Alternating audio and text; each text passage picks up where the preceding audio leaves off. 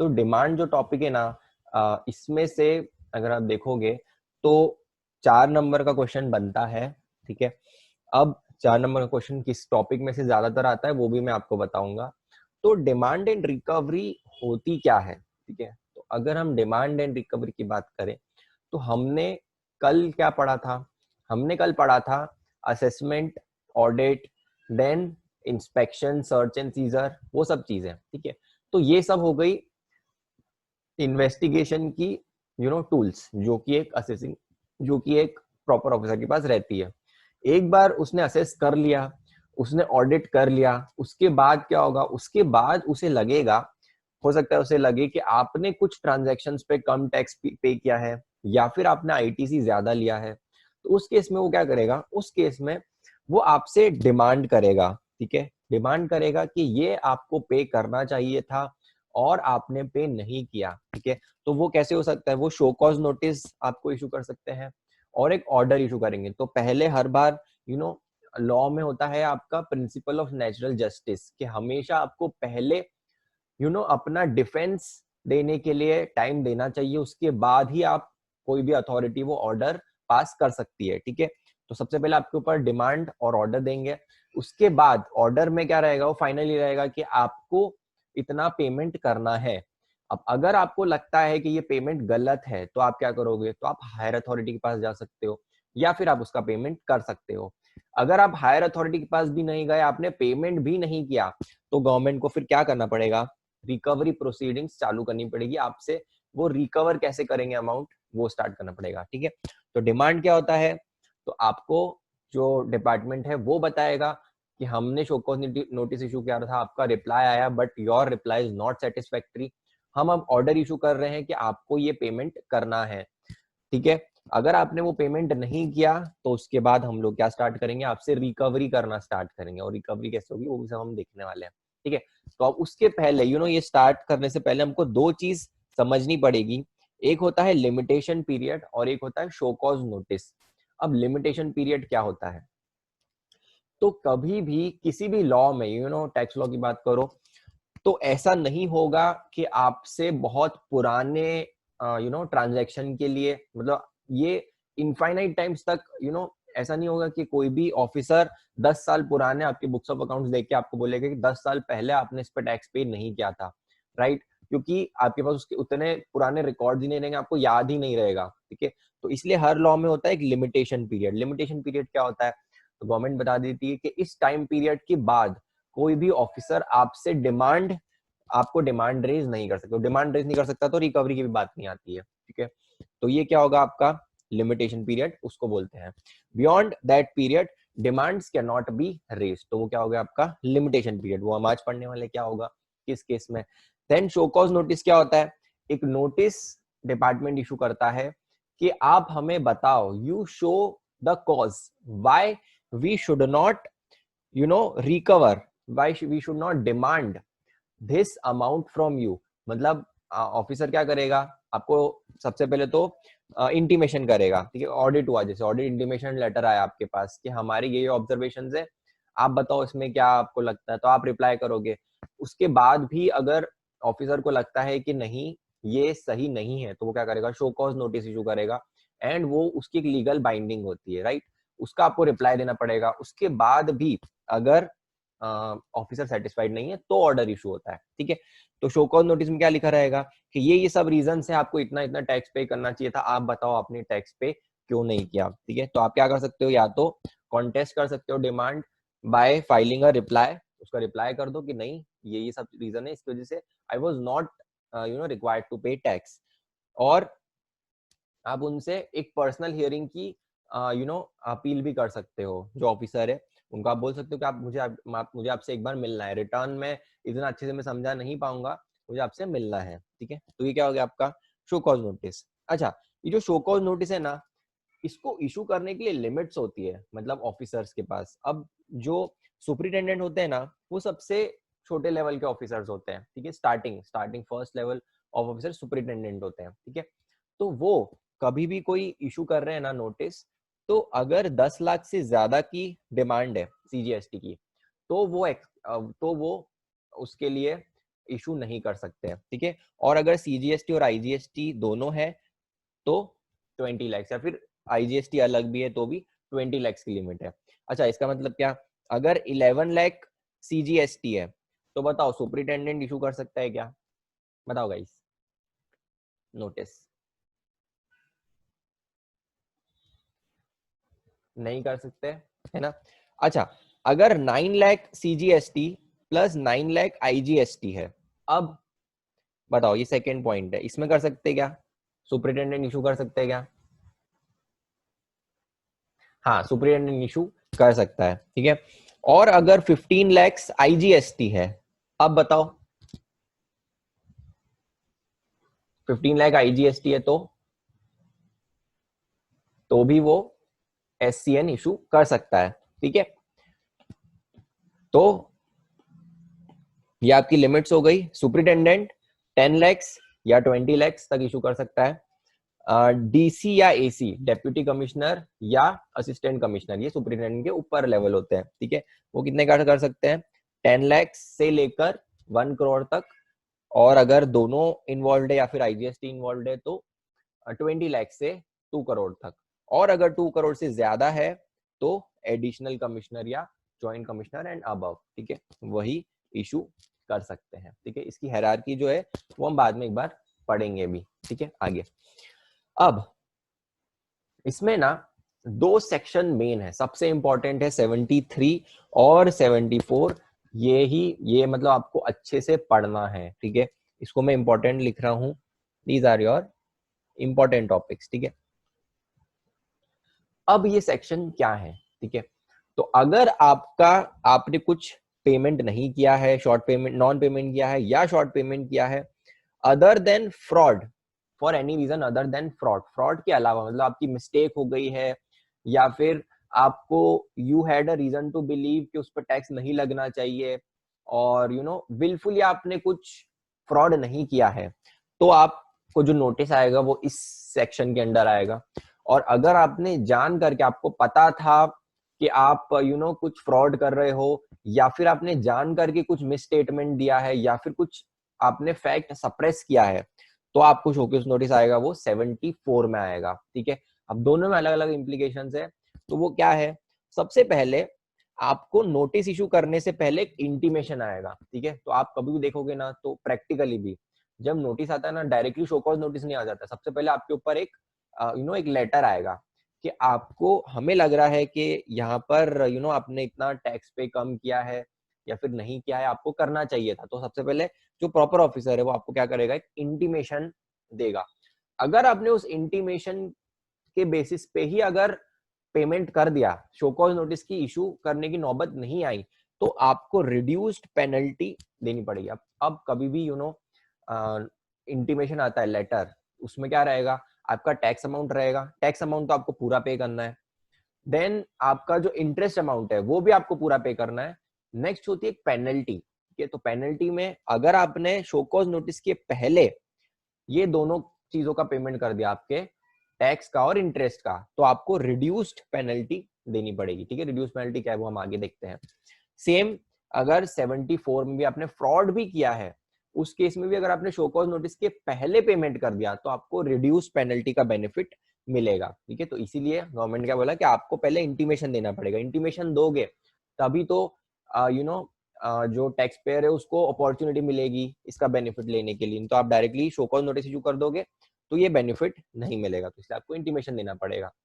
अच्छा, show cause notice में क्या क्या रहेगा, तो शो कॉज नोटिस में रहेगा अमाउंट, इंटरेस्ट और पेनल्टी, ठीक है, कि इतना इतना आपको पे करना है।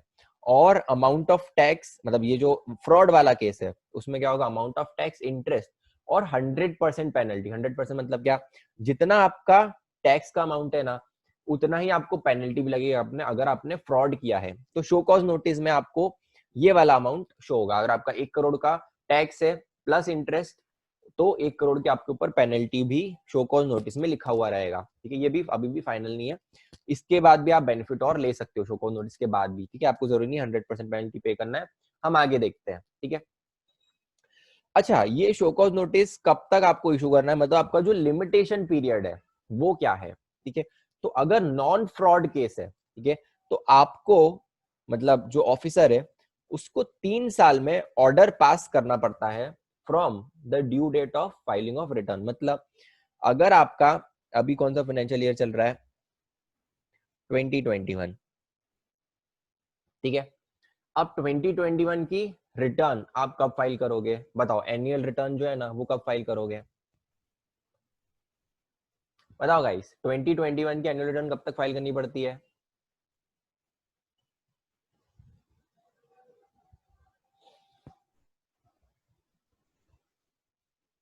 देखो 2021 खत्म कब होगा, 31 मार्च 21, ठीक है। तो इसलिए हमें 31 दिसंबर 21 तक इसकी एनुअल रिटर्न फाइल करनी पड़ेगी, ठीक है। ये आपकी एनुअल रिटर्न की ड्यू डेट है। अब अगर आपका फ्रॉड का केस नहीं है, ठीक है, तो ऑर्डर कब तक पास करना पड़ेगा, तो इसमें आप 3 इयर्स ऐड कर दो, तो 31, 12, 24 तक इसका ऑर्डर पास हो जाना चाहिए। उसके बाद वो टाइम बार हो जाएगा। मतलब अगर इसके बाद यहां तक आपने ऑर्डर इशू नहीं किया तो आप फिर वो पेमेंट वो जो टैक्स मिस हो गया है वो कलेक्ट कर ही नहीं सकते हो, ठीक है। तो ये डिपार्टमेंट के ऊपर एक रेस्ट्रिक्शन है कि आपको 3 साल में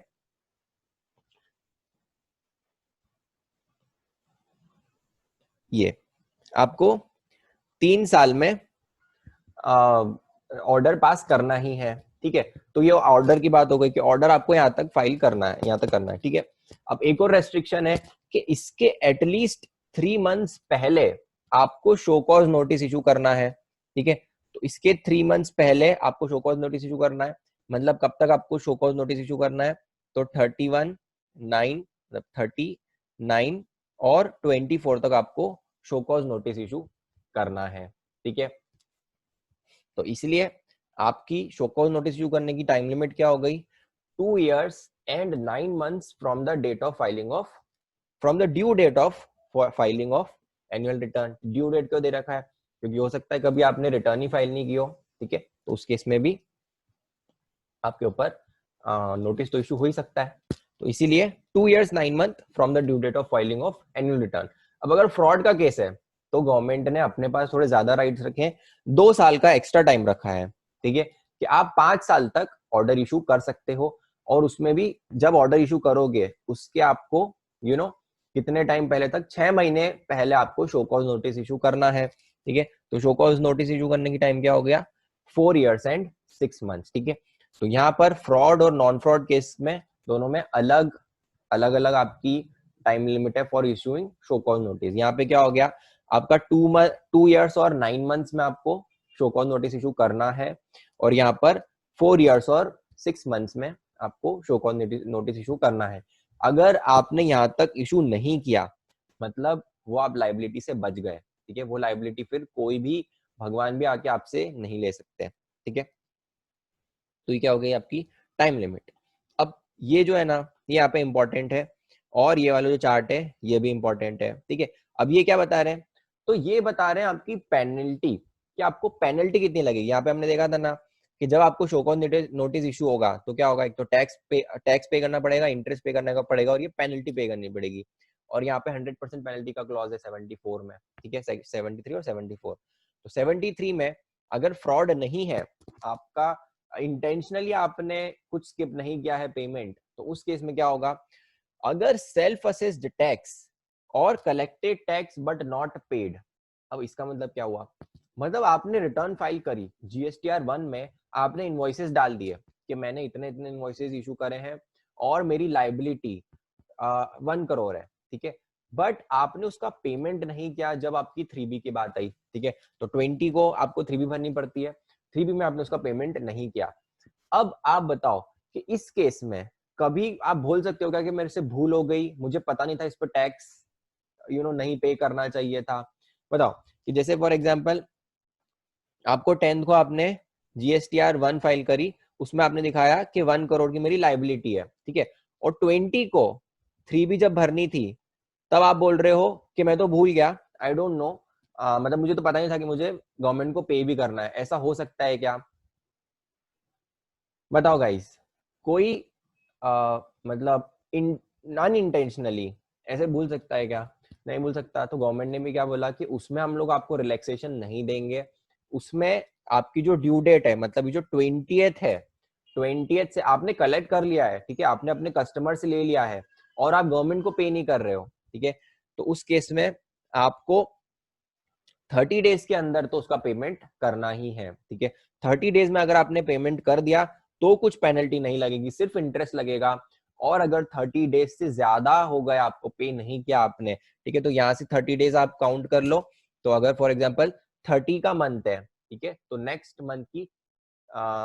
मंथ की 20 तक आपको पेमेंट करना है। हाँ, 30 days from the due date of 3B, क्योंकि हाँ वही रहेगा 30 days from the due date of 3B, क्योंकि 3B के टाइम पे ही आप पेमेंट करते हो, ठीक है। तो ये आपका हो गया। अगर आपने 30 डेज में पेमेंट कर दिया तो कोई इंटरेस्ट नहीं लगेगा, बट अगर 30 डेज से एक्सीड हो गया तो आपको पेनल्टी कितनी लगेगी? सॉरी, यहाँ पे इंटरेस्ट लगेगा, मैं बोल रहा था पेनल्टी नहीं लगेगी, इंटरेस्ट तो लगेगा। इंटरेस्ट तो आपका एक दिन का भी डिले हुआ तो भी लगेगा। फिर पेनल्टी, अगर आपका 30 डेज के बाद आपने पेमेंट किया, इस केस में तो क्या आपको 10% या फिर 10,000 विच एवर इज हायर, तो मिनिमम 10,000 तो पेनल्टी आपको लगेगी ही। और अगर आपका 10%, अब ये जो है ना 10% किस चीज का है? ये टैक्स अमाउंट का है, ठीक है, तो टैक्स अमाउंट का 10% या मिनिमम आपका 10,000 लगेगा, ठीक है। अगर कोई दूसरा केस है, ठीक है, दूसरा केस मतलब क्या कि आपने कलेक्ट ही नहीं किया कस्टमर से और पे नहीं किया, ठीक है, या फिर ज्यादा आईटीसी ले लिया, उस केस में क्या होगा? शो कॉज नोटिस इशू करने के पहले ही अगर आपने पेमेंट कर दिया, मतलब कब आपको इंटीमेशन मिला होगा, ठीक है, जो ऑफिसर है, ऑफिसर ने आपको एक इंटीमेशन लेटर दिया होगा कि आप, हमें लगता है कि ये आपकी गड़बड़ है, और आपने एक्सेप्ट करके पेमेंट कर दिया तो नो पेनल्टी। अगर शो कॉज नोटिस इशू हो भी गया तभी भी आपको एक टाइम देंगे कि उसके 30 डेज में भी आप पेमेंट कर दोगे तो भी नो पेनल्टी। उसके बाद अगर आपने पेमेंट किया तो ही पेनल्टी लगेगी, सेम वाली पेनल्टी जो यहाँ पे लग रही थी वही आपकी यहाँ पर भी लगेगी। तो अगर नॉन फ्रॉड केस है तो मिनिमम पेनल्टी क्या होगी? 0। कब होगी? या तो आपने ड्यू डेट के 30 डेज में पे कर दिया, ये वाला केस है तो, या फिर शो कॉज नोटिस के पहले कर दिया, या फिर शो कॉज नोटिस के 30 डेज में भी अगर आपने पेमेंट कर दिया तो आपको पेनल्टी की जरूरत नहीं है। इंटरेस्ट तो आपको पे करना ही पड़ेगा, एक एक दिन का इंटरेस्ट लगेगा, ठीक है। और मैक्सिमम पेनल्टी कब है? जब अगर आपने 30 डेज ऑफ ड्यू डेट आपने एक्सेप्ट कर लिया है कि मेरी लाइबिलिटी है, फिर भी आपने पे नहीं किया 30 डेज में, तो आपके ऊपर पेनल्टी लगेगी। या फिर शो कॉज नोटिस आ गया आपके पास, उसके बाद आपने 30 डेज के बाद पेमेंट किया तो भी आपको पेनल्टी लगेगी। ये कौन सा हो गया? नॉन फ्रॉड केस, ठीक है। अब आपका है फ्रॉड केस, ठीक है। तो फ्रॉड केस में थोड़े से स्ट्रिक्ट प्रोविजन है। उस केस में क्या है?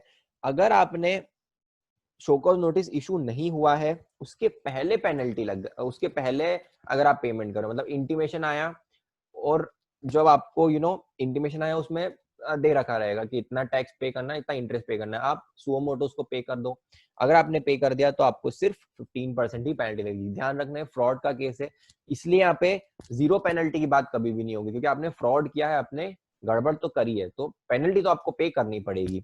तो 15% पेनल्टी पे कर दो, ठीक है। अगर शो कॉज नोटिस इशू हो गया है बट ऑर्डर इशू नहीं हुआ है, ठीक है, तो वापस आपको एक बार प्रोसेस समझा देता हूँ। सबसे पहले क्या होता है? Intimation letter. आपको एक इंटीमेशन आएगा कि हमारे हिसाब से आपने इतना इतना पेमेंट नहीं किया है।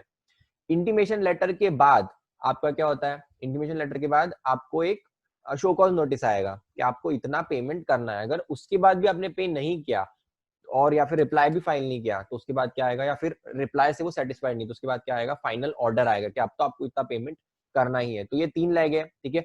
तो अगर आपने सिर्फ इंटीमेशन पे ही पेमेंट कर दिया तो 15% की रिड्यूस पेनल्टी का बेनिफिट मिलेगा। अगर आपने शो कॉज नोटिस आने के 30 डेज में पेमेंट किया तो 25% पेनल्टी, 30 डेज के बाद किया बट ऑर्डर के पहले तो 50%, और या फिर ऑर्डर आने के भी 30 डेज में पेमेंट कर दिया तो भी 50%, और ऑर्डर आ गया उसके बाद भी अगर आपने 30 डेज में भी उसका पेमेंट नहीं किया तो 100% penalty, 100% of the tax amount, ठीक है।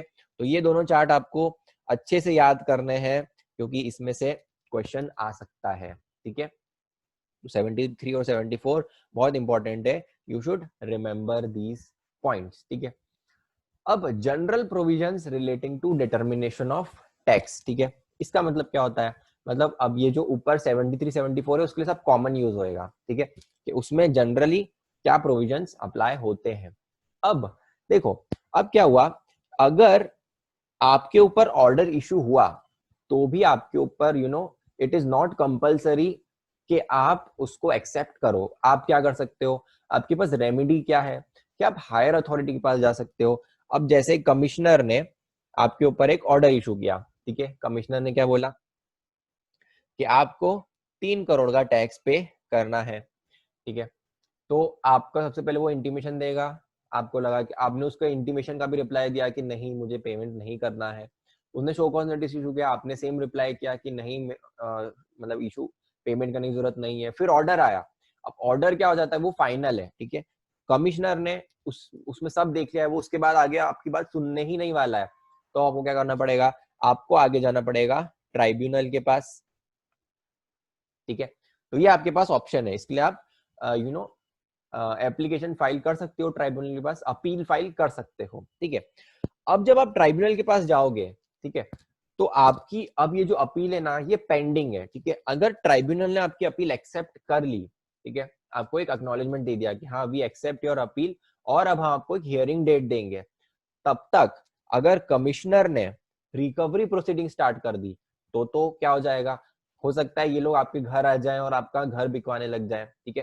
तो इसलिए आप क्या करोगे, जैसे ही आपको एक्नॉलेजमेंट मिलेगा ना यहाँ से कि हाँ आपने अपील फाइल कर दिए, ये एक्नॉलेजमेंट आप कमिश्नर को सबमिट कर दोगे कि I have filed an appeal, और एक कॉपी भी अपील की फाइल कर दोगे और बोलोगे कि आई वांट अ स्टे, ठीक है। तो ट्राइब्यूनल अपने एक्नॉलेजमेंट में ही लिखेगा कि हाँ आपकी ये जो रिकवरी होने वाली है यहाँ पे उसमें हम आपको स्टे दे रहे हैं, ठीक है, कि अब कमिश्नर आपसे जब तक ये अपील पेंडिंग है हमारे पास तब तक कमिश्नर आपसे रिकवर नहीं कर सकता ये अमाउंट, ठीक है। तो ये क्या हो गया, आपका स्टे मिल गया आपको, ठीक है। तो इस केस में जब आपको स्टे मिल रहा है, ठीक है, तो ये जो स्टे का टाइम है ना वो एक्सक्लूड होगा लिमिटेशन पीरियड से। क्यों, अगर ऐसा क्यों दे रखा है, क्योंकि देखो अब ये जो ट्राइब्यूनल है, ठीक है, हो सकता है इसको 2 साल 3 साल 4 साल लग जाए डिसीजन देने में, ठीक है। और अगर आपका लिमिटेशन पीरियड चलता रहा तब तक तो क्या होगा, आप तो बोल दोगे कि मेरा सिर्फ 3 साल तक का टाइम था, 3 साल तक आपको मुझसे रिकवरी कर सकते थे, उसके बाद आप नहीं कर सकते। तो इसीलिए गवर्नमेंट ने क्या बोला कि ये जो स्टे आपको जो मिल रहा है वो लिमिटेशन पीरियड से एक्सक्लूड हो जाएगा। वो 3 साल या 5 साल जो हमारा टाइम टाइम टाइम है यहाँ पे, अगर आपको याद हो तो यहाँ पे 3 साल का टाइम है, यहाँ पे 5 साल का टाइम है। इस टाइम पीरियड में लिमिटेशन पीरियड बोलते हैं इसको, तो इस लिमिटेशन पीरियड में ये स्टे काउंट नहीं होगा, ठीक है। अच्छा, अगर उल्टा हुआ, उल्टा कैसे, कि आपका फॉर एग्जांपल ट्राइब्यूनल, अब आगे और बढ़ते हैं, ठीक है। अब क्या हुआ, ट्राइब्यूनल का जो ऑर्डर आया ना वो आपके फेवर में आ गया, ठीक है, कि आपको टैक्स पे नहीं करना चाहिए था। अब क्या होगा, अब जो कमिश्नर है वो अपील फाइल करेगा, कहाँ पे, हाई कोर्ट में, ठीक है। अब उस केस में आप स्टे तो नहीं मांगोगे, ठीक है, क्योंकि अभी ऑर्डर आपके फेवर में है, ठीक है। अब ये वाला जो टाइम पीरियड है ना, कि जब हायर कट अपना ट्राइब्यूनल का ऑर्डर आया और जब तक हाई कोर्ट का ऑर्डर आएगा, ये वाला जो टाइम पीरियड है ना ये भी आपका लिमिटेशन में से एक्सक्लूड होगा, ठीक है। तो अगर आपने एप्लीकेशन फाइल करी, आपने अपील फाइल करी है तो स्टे लिया है वो भी एक्सक्लूड होगा, और अगर डिपार्टमेंट ने आगे फाइल करी अपील तो वो वाला टाइम पीरियड भी एक्सक्लूड होगा फ्रॉम दोज 3 years और 5 years, ठीक है। तो ये आपके फर्स्ट और सेकंड पॉइंट आपके इस चीज के हैं। अच्छा, आपको इसमें कुछ डाउट है क्या, बताओ, कि समझ में आ गया?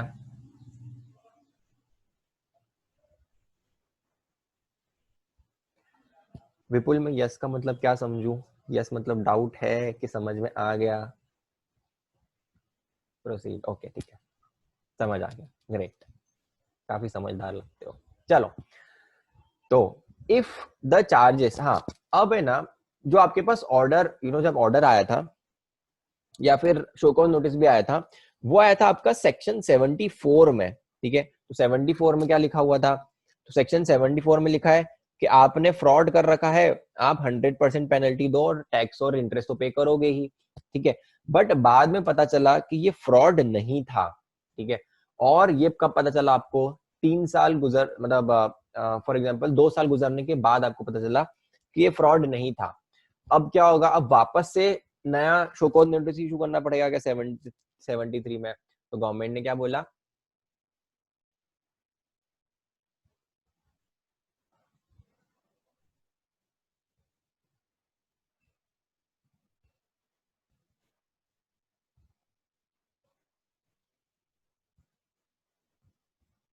देखो इसमें ना कभी क्या होता है,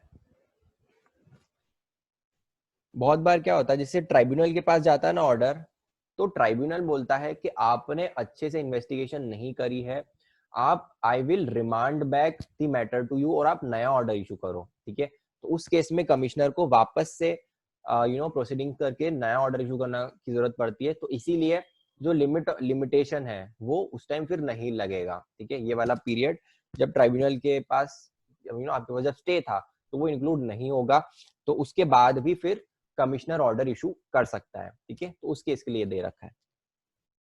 आगे बढ़े तो अगर आपने 74 में ऑर्डर इशू किया था, फ्रॉड बोला था, बट बाद में पता चला कि वो फ्रॉड नहीं है, तो मान लिया जाएगा कि ये 73 में इशू हुआ था और आपको नया ऑर्डर इशू करने की जरूरत नहीं है, ठीक है? देन अगर एक कोई ऑर्डर है, मतलब अपील, कोई हायर अपीलेट अथॉरिटी ने कोई हायर अपीलेट अथॉरिटी ने अगर ऑर्डर डायरेक्शन दिया है कमिश्नर को या फिर कोई लोअर अथॉरिटी को कि ऑर्डर पास करना है, तो वो ऑर्डर आपका 2 साल में पास हो जाना चाहिए, ठीक है? मैं उसी की बात कर रहा हूँ कि अगर अपीलेट ट्राइब्यूनल ने बोला कि आपने इसमें फैक्ट्स प्रॉपर्ली कंसिडर नहीं करे हैं, अब वापस से इसको नया ऑर्डर इशू करो, तो वो कितने टाइम में इशू करना पड़ेगा लोअर अथॉरिटी को? तो वो 2 साल में इशू फिर करना पड़ेगा, ठीक है? आगे अपॉर्चुनिटी ऑफ बीइंग हर्ट तो देना पड़ेगा, ये तो प्रिंसिपल ऑफ नेचुरल जस्टिस है। देन एडजर्नमेंट ऑफ हियरिंग, अब ये क्या होता है? तो जब भी आपका जैसे शो कॉज नोटिस के लिए भी आपने अगर हियरिंग मांगी है, तो आप उसको एडजर्न करवा सकते हो मैक्सिमम 3 टाइम्स, ठीक है? आप बोल सकते हो कि अभी जो रिप्रेजेंटेटिव है, हमारा जो सीएफओ है, he is not feeling well, तो हमको एडजर्नमेंट दे दो। तो वो आप कितने टाइम एडजर्न करवा सकते हो? मैक्सिमम 3 बार एडजर्न करवा सकते हो हियरिंग, ठीक है? Education order should be a speaking order. Speaking order मतलब क्या? कि जब ऑर्डर आपके पास आता है ना, उसमें प्रॉपर रीजंस होने चाहिए कि क्यों आपके जो भी कंटेंशंस है उनको रिजेक्ट किया जा रहा है।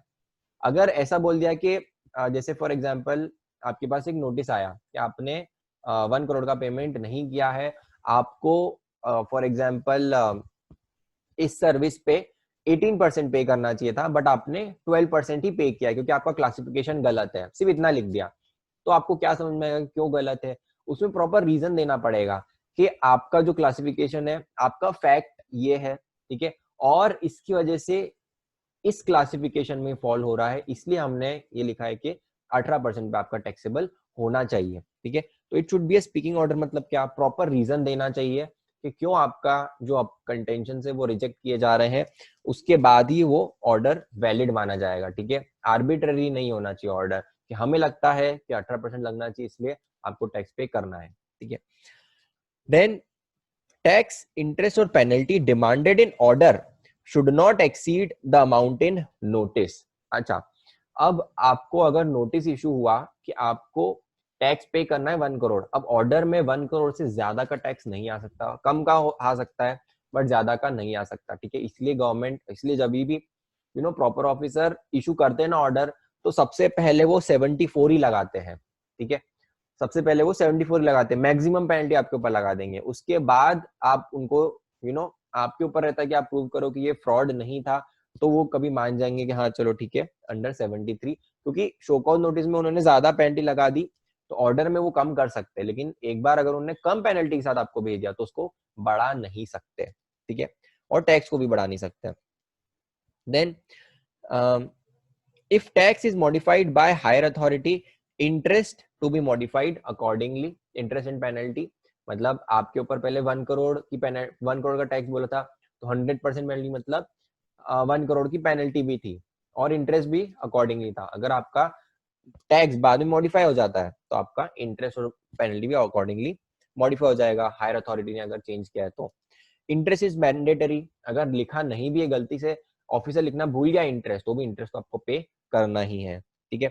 और एक बार अगर 73 या 74 में पेनल्टी लग गई तो उसके अलावा आपको कोई पेनल्टी नहीं लगेगी। तो हम कल पेनल्टी के बारे में पढ़ने वाले हैं, other than these two penalties, ठीक है। तो अगर ये वाली पेनल्टी लग गई आपके ऊपर, शो कॉज नोटिस वाला प्रोसीजर स्टार्ट होगी, तो दूसरी पेनल्टी आपके ऊपर नहीं लगेगी, ठीक है। देन ये दोनों छोटे छोटे टॉपिक्स हैं, सिर्फ आपको not that important.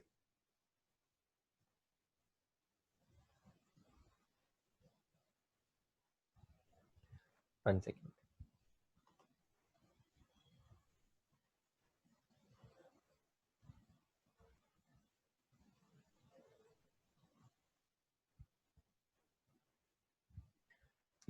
Sir SCN issued under 73-74 with time limit, then proceeding में पता चलता है तो 5 ईयर से फ्रॉड चल रहा था बट टाइम लिमिट तो चली गई, देन ओपन हो सकता है क्या? तो I think Vipul is asking कि पहले आपने तो देखो जनरली क्या करते हैं जो ऑफिसर होते हैं ना, वो 74 में ही इशू करते हैं और बोलते हैं कि आपका 5 साल का टाइम लिमिट है। अगर गलती से उन्होंने 73 में इशू कर दिया, ठीक है, तो वो लोग अब उसमें कैसा होगा कि जो असेसी है उसको प्रूव ही नहीं करना पड़ेगा कि आपका फ्रॉड नहीं था ये, ठीक है। तो प्रैक्टिकली अगर मैं बात करूं तो प्रैक्टिकली कभी भी ऐसा नहीं होगा कि पहले 73 में इशू करें फिर 74 में जाना पड़ रहा है, वो करते ही 74 में थे। बट अगर कभी ऐसा हो भी गया, ठीक है, तो भी आपको पूरा 5 साल वाला जो टाइम लिमिट है वो मिलेगी, क्योंकि ये फ्रॉड का केस है, ठीक है। तो आपको 74 में 5 साल की जो टाइम लिमिट है वो मिल जाएगा, even if you started with 73, ठीक है। अब ये दो छोटे छोटे टॉपिक्स हैं, tax collected but not deposited, section 76 में दे रखा है, ठीक है। अब अगर आपने कुछ टैक्स कलेक्ट कर लिया है कस्टमर से, आपको बाद में पता चलता है कि आपने ज्यादा कलेक्ट कर लिया है, तो इसका मतलब आप ये नहीं कर सकते कि अपने पास रख लो सिर्फ बाकी का पेमेंट करो, आपको पूरा अमाउंट पे करना है गवर्नमेंट को, क्योंकि आपने कलेक्ट करके आपके कस्टमर को क्या बताया था कि this I will pay to government, तो आपको पे करना है, भले ही आपको कलेक्ट नहीं करना चाहिए था, ठीक है। तो आप गवर्नमेंट को दे दो, गवर्नमेंट कस्टमर को रिफंड कर देगी, लेकिन आपको तो पेमेंट करना ही पड़ेगा, ठीक है। प्रॉपर ऑफिसर उसके लिए आपको नोटिस इशू कर सकता है, और ऑर्डर उसके बाद कितने टाइम में इशू होना पड़ेगा, 1 साल में नोटिस के ऑर्डर इशू करना पड़ेगा, ठीक है। Then tax wrongfully collected and paid, section 77, अगर आपने CGST SGST चार्ज करना था आपने IGST चार्ज कर दिया, या फिर IGST चार्ज करना था आपने CGST SGST चार्ज कर दिया, तो आप क्या करोगे, हमने रिफंड चैप्टर में पढ़ा था कि जो आपने गलत टैक्स पे किया है उसका रिफंड ले लो, और जो सही टैक्स पे किया था वो आपको टैक्स पे करना पड़ेगा, और उसमें इंटरेस्ट नहीं आएगा। क्यों? क्योंकि आपने इट इज ये कभी भी मिस्टेक से होता है, तो इसलिए उसमें आपको इंटरेस्ट भी पे नहीं करना पड़ेगा, क्योंकि आपने पेमेंट तो ऑलरेडी कर दिया है, ठीक है। देन रिकवरी प्रोसीडिंग्स, ठीक है। अब रिकवरी प्रोसीडिंग्स क्या होती है, मतलब आपका शो कॉज नोटिस इशू हो गया, आपको ऑर्डर आ गया, ऑर्डर के भी आपने अगर 3 मंथ्स में पेमेंट नहीं किया, ठीक है, तो अब रिकवरी प्रोसीडिंग स्टार्ट हो जाएगी, ठीक है। तो आपने उसका स्टे भी नहीं लिया, मतलब आप हायर अथॉरिटी के पास भी नहीं गए, कमिश्नर ने ऑर्डर इशू किया 1 करोड़ का, ठीक है। अब आपके पास ऑप्शन क्या है, इसको 2 करोड़ रखते हैं, ठीक है। आपके पास ऑप्शन क्या है, या तो आप पेमेंट कर दो, ठीक है, 3 मंथ्स में, या फिर आप अपील फाइल कर दो ट्राइब्यूनल में, उसके लिए भी 3 मंथ्स। अगर 3 मंथ्स हो गए आपने इन दोनों में से कुछ भी नहीं किया है, तो फिर क्या हो जाएगा, फिर रिकवरी प्रोसीडिंग स्टार्ट हो जाएगी, ठीक है। अगर प्रॉपर ऑफिसर चाहे, जैसे हमारा जो कल का केस था नितिन, ठीक है, नितिन उर्फ नीरव, अब आपको लग रहा है कि जो नीरव है वो हो सकता है 3 महीने तक इंडिया में रहे ही नहीं, तो आप क्या कर सकते हो, आप बोल सकते हो, आप टैक्स पेयर को बोल सकते हो कि आपको 3 महीने के अंदर ही, आपको 1 महीने में ही पेमेंट करना है, ठीक है। अगर प्रॉपर ऑफिसर को लगता है कि it is in the interest of revenue, और जो रीजन है वो रिकॉर्ड करके भी राइटिंग में दे देगा कि आपको जो पेमेंट है वो 1 महीने में ही करना है, तो लेस देन 3 मंथ में भी proper officer can require a person to pay the amount, ठीक है। Recovery can also be made from distinct person, मतलब आपका एक हेड ऑफिस है, उससे भी रिकवरी हो सकती है, जरूरी नहीं कि ब्रांच ऑफिस में ही रिकवरी हो, ठीक है, तो डिस्टिंक्ट पर्सन से भी आप रिकवर कर सकते हो। देन मोड्स ऑफ रिकवरी, तो रिकवर आप कैसे कर सकते हो? अगर कोई अमाउंट किसके कंट्रोल में है? गवर्नमेंट ऑफिसर के कंट्रोल में। जैसे कुछ रिफंड है आपका, ठीक है, आपको याद है रिफंड विथ होल्ड कर लिया था, रिफंड वाले चैप्टर में हमने पढ़ा था कि refund can be with held. तो यहाँ पर अगर कोई आपके ऊपर रिकवरी प्रोसीडिंग्स चल रही है और आपका रिफंड है, तो सबसे पहले क्या करेंगे, उस रिफंड को होल्ड कर लेंगे, ठीक है। Recovery by sale of goods, ठीक है, आपके कुछ गुड्स सीज कर लिए हैं सर्च एंड सीजर के टाइम पे, तो सबसे पहले क्या करेंगे, उनको उनसे रिकवर करेंगे, और कितना बेचेंगे? सिर्फ उतना ही बेचेंगे which is required to recover the amount payable और एडमिनिस्ट्रेटिव कॉस्ट। तो आपको ऑक्शन करनी पड़ेगी।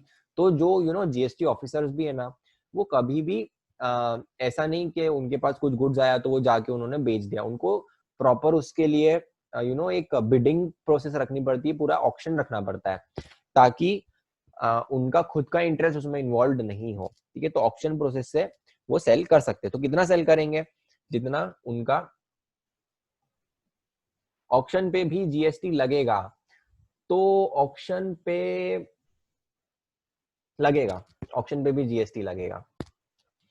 यही माना जाएगा कि वो जो पर्सन है उसने पे किया है, ठीक है, मतलब जिसका आप गुड्स बेच रहे हो उसकी लायबिलिटी रहेगी, और उसमें आपको फिर जीएसटी भी पे करना पड़ेगा, ठीक है।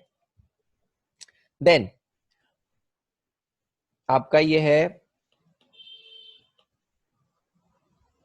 Garnishee proceedings. अब गार्निशी प्रोसीडिंग्स मतलब क्या होती है? मतलब आपकी जगह किसी और से, थर्ड पार्टी से पेमेंट कलेक्ट कर लेंगे। वो कैसे करेंगे? अगर आपका कोई डेटर है, ठीक है, जिसको जिससे आपको पैसा लेना है, या फिर बैंक है, ठीक है, बैंक के पास आपका अकाउंट है, तो ऑफिसर क्या बोलेगा? ऑफिसर बैंक को बोलेगा कि आप ये पैसा मुझे दे दो, ठीक है। तो अगर that person fails to make the payment, तो वो डिफॉल्टर बन जाएगा, और उसके अगेंस्ट फिर रिकवरी प्रोसीडिंग स्टार्ट हो सकती है, ठीक है। और अगर वो पेमेंट कर देता है, तो प्रॉपर ऑफिसर क्या करेगा? एक सर्टिफिकेट इशू करेगा कि हाँ मैंने इतना पेमेंट कर दिया है। जैसे फॉर एग्जांपल एक असेसी है, ठीक है, ये बैंक है, और ये असेसिंग ऑफिसर है, प्रॉपर ऑफिसर, ठीक है। अब प्रॉपर ऑफिसर ने बैंक को बोला कि आप मुझे पेमेंट कर दो, तो बैंक क्या करेगा? बैंक को पेमेंट करना ही पड़ेगा, है ना। तो 1 करोड़ का पेमेंट कर दिया।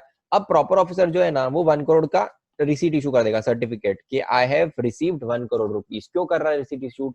क्योंकि अगर बाद में कभी ये पर्सन जाता है, बोलता है कि 1 करोड़ रुपए कहाँ गए, तो आपके पास एक रिसीट होनी चाहिए बैंक के पास कि हाँ मैंने प्रॉपर ऑफिसर को पे किया था, तो इसके लिए वो रिसीट भी इशू कर देगा, ठीक है। Then recovery by sale of property. तो प्रॉपर्टी कैसी हो सकती है? मूवेबल और इमूवेबल दोनों हो सकती है। सबसे पहले क्या करेंगे? लिस्ट बनाएंगे सबकी एस्टिमेटेड वैल्यूज की। देन इमूवेबल प्रॉपर्टी है तो उस पर एक ऑर्डर अफिक्स कर देंगे। तो जो भी घर है डिफॉल्टर का, वो अगर आप सेल करके करने वाले हो आप रिकवरी, तो उसके घर के गेट पे आपका लगा दोगे ऑर्डर कि ये अब जीएसटी ऑफिसर्स के पोजीशन में है, अब इसको आप कोई भी खरीद नहीं सकता है। देन अगर कोई मूवेबल प्रॉपर्टी है तो वो तो सीज कर लेंगे, ठीक है। अगर कोई स्टैम्प ड्यूटी या अदर टैक्सेस जो भी पेबल है, ठीक है, स्टैम्प ड्यूटी अगर आप प्रॉपर्टी सेल कर रहे हो तो स्टैम्प ड्यूटी पे करनी पड़ती है, तो वो कौन पे करेगा? ट्रांसफरी, ठीक है। तो आई थिंक इसमें फिर जीएसटी भी आ जाएगा। तो जो जीएसटी भी है वो भी फिर कौन पे करेगा?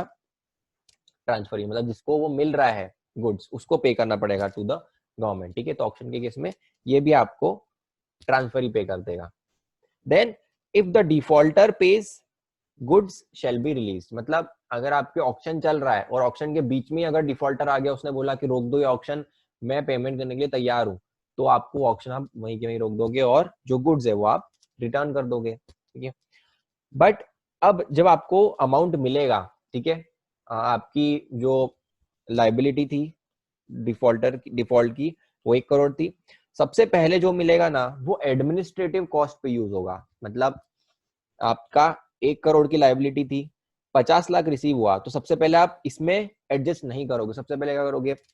ऑक्शन करने में 1 लाख रुपीज लगे तो सबसे पहले उसमें अपोर्शन करोगे, उसके बाद आप इसमें अपोर्शन करोगे, ठीक है। और उसके बाद अगर कोई दूसरा रिकवरी प्रोसीडिंग्स चल रही है तो वहां पर आप उसके लिए एडजस्ट करोगे। उसके बाद भी अगर कुछ बच गया तो वो किसको पे कर दोगे, वो आप डिफॉल्टर को पेमेंट कर दोगे। ठीक है, तो फर्स्ट इंस्टेंस तो यही है कि आप ट्राई ही करोगे कि बेचो ही उतना जितनी लायबिलिटी हो। ठीक है, अगर उससे ज्यादा कभी रिकवर हो जाता है तो आपको फिर उसको रिटर्न करना पड़ेगा डिफॉल्टर को। ठीक है, देन अगर नेगोशिएबल इंस्ट्रूमेंट है, उसके पास कुछ शेयर्स है या फिर गोल्ड है, तो आप किसको बेचोगे, तो आप बेचोगे ब्रोकर के थ्रू। सेल कब नहीं कर सकते, संडे और जनरल हॉलीडे को आप सेल नहीं कर सकते। अच्छा, अगर आप रिकवर नहीं कर पा रहे हो एज अ जीएसटी ऑफिसर, तो आप उसको एज लैंड रेवेन्यू रिकवर करवा सकते हो। तो आप क्या करोगे, जो कलेक्टर होता है उस उस सिटी का, वहां पे आप कलेक्टर को जाके बोल सकते हो कि ये ऑर्डर है, इतना टाइम हो गया, इसने पे नहीं किया है, तो फिर collector as a land revenue उसको कलेक्ट करवाएगा। मैजिस्ट्रेट को आप बोल सकते हो कि मुझसे तो रिकवरी नहीं हो रही है, आप करो। ठीक है, फिर तो कोई भी कोर्ट है तो कोर्ट को भी आप बोल सकते हो कि मुझसे नहीं हो रहा है ये रिकवरी, तो आप ऑर्डर इशू करो, पुलिस से करवाओ रिकवरी। देन अगर कोई श्योरिटी है, किसने श्योरिटी दे रखी है, तो श्योरिटी जो जिस पर्सन ने से दे रखी है उससे आप रिकवरी करवा सकते हो। या फिर अगर कंपनी है तो आप उसको लिक्विडेशन, आप उसको आईबीसी में भी लेके जा सकते हो। ठीक है, मतलब जो आपका इंसॉल्वेंसी एंड बैंकरप्सी, तो आप उसको लिक्विडेट करवा के भी पैसे कलेक्ट करवा सकते हो। ठीक है, अच्छा, अब आजकल ईएमआई का फैशन है, तो गवर्नमेंट ने बोला हम भी आपको ईएमआई का ऑफर देते हैं कि आप ऑफर आप एक साथ पे नहीं कर रहे हो तो आप थोड़ा थोड़ा करके पेमेंट कर दो। ठीक है, तो आपको क्या करना पड़ेगा, कमिश्नर को एप्लीकेशन फाइल करनी पड़ेगी। मैक्सिमम 24 मंथली इंस्टॉलमेंट्स हो सकती है ईएमआई। ठीक है, और अगर आपने कभी भी एक भी इंस्टॉलमेंट पे करने में डिले कर दिया, डिफॉल्ट कर दिया, तो सारी इंस्टॉलमेंट फिर आपको उसी टाइम ड्यू हो जाएगी, आपकी रिकवरी प्रोसीडिंग स्टार्ट हो जाएगी उसी टाइम, हाथों हाथ। ठीक है, अब ये इंस्टॉलमेंट किसको अवेलेबल नहीं है, अगर आपने ऑलरेडी डिफॉल्ट कर चुके हो पहले, ठीक है, और आपकी उसके लिए रिकवरी प्रोसीडिंग्स चालू है, तो आपको ये इंस्टॉलमेंट फैसिलिटी नहीं मिलेगी। अगर आपको पहले भी आपने एप्लीकेशन फाइल करी थी लेकिन वो पहले भी रिजेक्ट हो गई थी पिछले साल प्रीसीडिंग फाइनेंशियल ईयर में, तो भी आपको वापस से आप एप्लीकेशन नहीं दे सकते कि मुझे इंस्टॉलमेंट में पे करना है, क्योंकि कोई ना कोई रीजन रहा होगा last year. Then amount is less than 25,000, तो 25,000 में आप कितना ही करोगे, मतलब 1,000 रुपए मंथली, क्या मतलब गवर्नमेंट ने बोला कि अगर 25,000 है,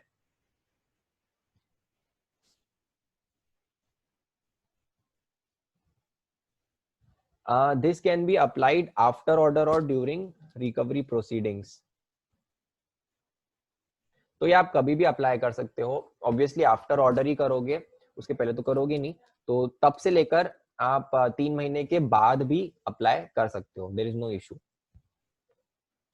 ठीक है, then transfer of property to be void in certain cases, मतलब अगर जो डिफॉल्टर है उसने अपनी जो प्रॉपर्टी वो ट्रांसफर करनी चाहिए, उसने क्या सोचा कि मैं इसको ट्रांसफर कर देता हूं ताकि क्या हो जाए, मुझे पैसे मिल जाए और गवर्नमेंट ऑफिसर को पैसे नहीं मिले, तो उस केस में क्या हो जाएगा, जो भी आपने प्रॉपर्टी ट्रांसफर करी है वो आपकी हो जाएगी वॉइड, जो ट्रांसफर है वो वॉइड हो जाएगा। ठीक है, बट अगर जो जिसने खरीदी है वो प्रॉपर्टी, उसने गुड फेथ में खरीदी है और प्रॉपर प्रॉपर कंसिडरेशन भी दिया है, एडिक्वेट कंसिडरेशन, और उसे इस प्रोसीडिंग्स के बारे में, रिकवरी प्रोसीडिंग्स के बारे में पता नहीं था, ठीक है, तो उस केस में क्या होगा, उस केस में आपका ये वॉइड नहीं माना जाएगा। ठीक है, प्रॉपर्टी ट्रांसफर मान ली जाएगी कि ट्रांसफर हो गई है, अगर जो खरीद रहा है उसका इंटेंशन सही रहा तो।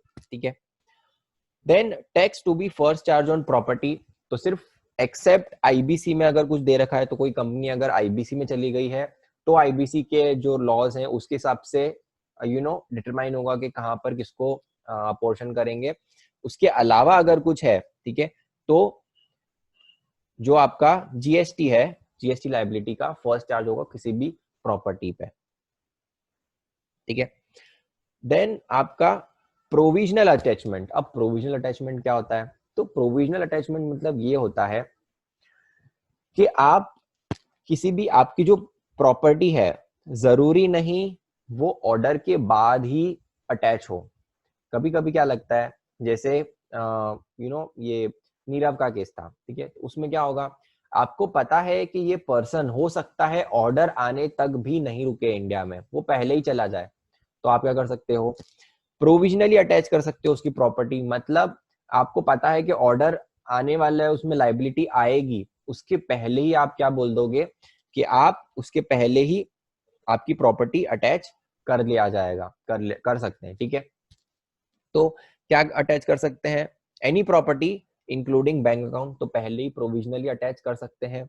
कब तक अटैच कर सकते हैं, तो मैक्सिमम 1 ईयर तक। तो आज जैसे आपकी प्रोसीडिंग्स चल रही है, ठीक है, तो जीएसटी ऑफिसर ने प्रोविजनली अटैच करी, तो मैक्सिमम 1 ईयर तक उसको अटैच कर सकते हैं, उसके बाद तो आपको रिलीज करनी ही पड़ेगी, ठीक है। Then commissioner shall send a copy of order to the concerned authority, transport authority. अब मतलब क्या है, तो जैसे फॉर एग्जांपल अगर आपने बाइक उसकी पजेस कर ली है और बाइक आपने प्रोविजनली अटैच कर दी है, तो आप क्या करोगे, जो ट्रांसपोर्ट अथॉरिटी है उसको बोलोगे कि अगर कोई भी इस बाइक के लिए कोई ट्रांसफर के लिए कोई एप्लीकेशन आए तो आप उसको रिजेक्ट कर देना, ठीक है। तो वैसे ही आपकी जो कंसर्न अथॉरिटी है उसको आप नोटिफाई कर दोगे कि ये हमने प्रोविजनली अटैच करी है, इसको अगर ट्रांसफर करने की एप्लीकेशन आई तो you will have to reject it, ठीक है।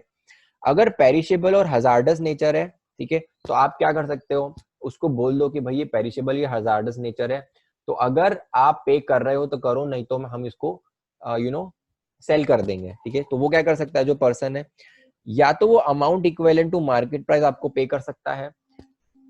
फॉर एग्जाम्पल ये जो प्रॉपर्टी है ना, इस प्रॉपर्टी की वैल्यू है 10 लाख, ठीक है, तो 10 लाख के आपके गुड्स हैं, फॉर एग्जाम्पल कैम्फर, ठीक है। अब कैम्फर कैसा है, ये सबलाइम होता है, ठीक है, तो ये उड़ जाता है, ठीक है।